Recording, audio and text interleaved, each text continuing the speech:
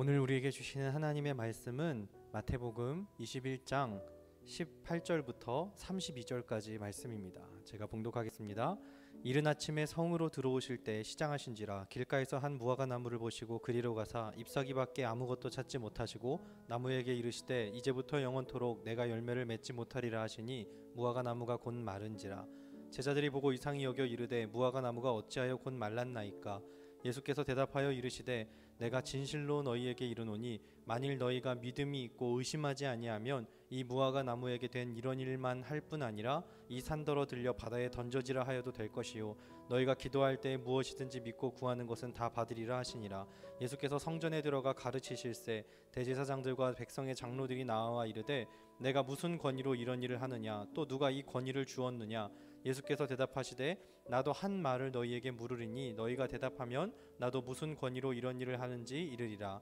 요한의 세례가 어디로부터 왔느냐 하늘로부터냐 사람으로부터냐. 그들이 서로 의논하여 이르되 만일 하늘로부터라 하면 어찌하여 그를 믿지 아니하였느냐 할 것이요 만일 사람으로부터라 하면 모든 사람이 요한을 선지자로 여기니 백성이 무섭다 하여 예수께 대답하여 이르되 우리는 알지 못하노라 하니 예수께서 이르시되 나도 무슨 권위로 이런 일을 하는지 너희에게 이르지 아니하리라.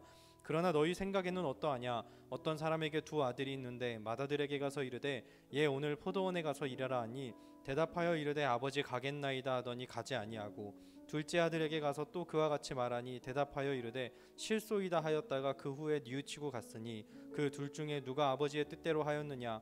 이르되 둘째 아들이니이다. 예수께서 그들에게 이르시되 내가 진실로 너희에게 이르노니 세리들과 창녀들이 너희보다 먼저 하나님의 나라에 들어가리라. 요한이 의의 도로 너희에게 왔거늘 너희는 그를 믿지 아니하였으되 세리와 창녀는 믿었으며 너희는 이것을 보고도 끝내 뉘우쳐 믿지 아니하였도다. 아멘.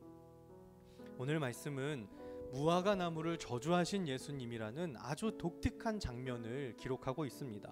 그런데 오늘 이 무화과 나무의 장면만 보면 이해할 수 없는 예수님의 행동이 앞 뒤의 말씀을 살펴보면 사실 조금 더 쉽게 이해가 되는 것 같아요. 예수님께서는 지금 끊임없이 내가 누구인지를 이해하지 못하는 대제사장, 서기관, 어떤 사람들이죠? 예루살렘의 대표자들이에요. 예루살렘에서 가장 뛰어난 사람들, 그 사람들이 이게 A는 A입니다라고 말하면 다들 아 그렇구나 하는 대표적인 지식인이고 뛰어난 사람들이었어요. 하나님을 예배하고 하나님을 섬기는 사람들이었죠. 그런데 그 사람들이 지금 예수님에 대해서 알지 못하는 거예요. 그 사람들이 예수님에 대해서 믿지 못하는 거예요. 예수님께서 길가에 한 무화과 나무를 굳이 보셨어요. 그리고 가셔서 여러분 예수님이 배고프신 게 한두 번이 아니에요. 그죠? 그런데 오늘 말씀에서 시장하셔서 무화과 나무를 찾아가세요. 괜히 일어나는 일이 아니라는 거죠. 예수님이 무화과 나무를 가셨는데 잎사귀밖에 없어요. 무화과 나무에 여러분 나무의 근본적인 목적은 종족 번식임과 동시에 하나님이 인간에게 주신 목적은 인간에게 열매를 주기 위함이에요. 그런데 그 목적을 잃어버렸다는 거죠.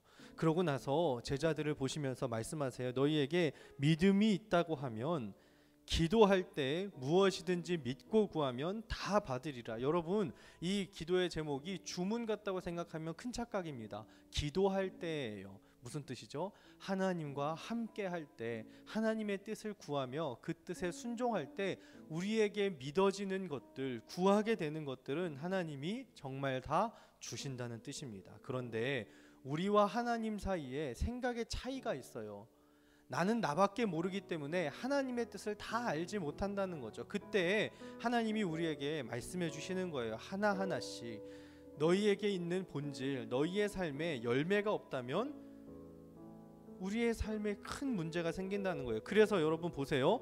잎사귀밖에 찾지 못하시고 예수님이 무화과 나무에게 이렇게 말씀하세요. 이제부터 영원토록 내가 열매를 맺지 못하리라 하셨는데 그 다음에 무화과 나무가 말라 죽는 거예요. 그러니까 열매가 생명인 거예요.